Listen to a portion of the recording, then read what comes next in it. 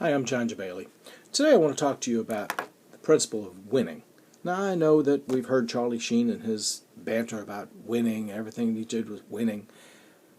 But in my world, I try to create a win-win scenario. Now, the reality is, if you're representing a client, you want to get them the best purchase or the best, highest price. The reality of it is that there has to be even balance. On the wall in my office, I have a pendulum clock.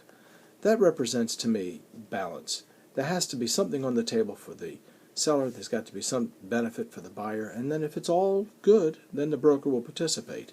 That's typically how the transactions function. But that's creating a win-win scenario. And here's the reality. The reality of it is that a seller is not going to sell the home for less than they have to get for it. I mean, there's a certain floor that they have to have. Oftentimes, as has been the case in this recent downturn in the economy, sellers have had to bring money to closing. Hopefully that doesn't prevail for too long, because a buyer, even if he buys a home at a distressed sale, he would like to know that at some point he could turn the home and make some money on it, not have to bring money to closing.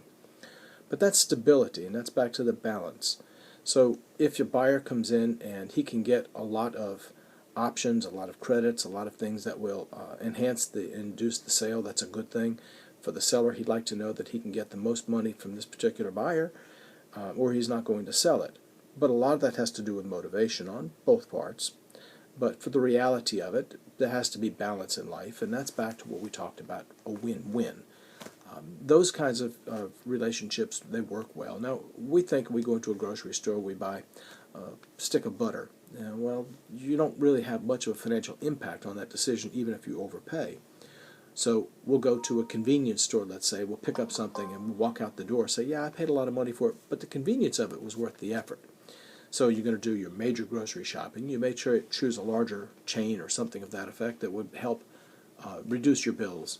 But you may have to drive a distance, and that's back to the balance that we talked about for just a moment.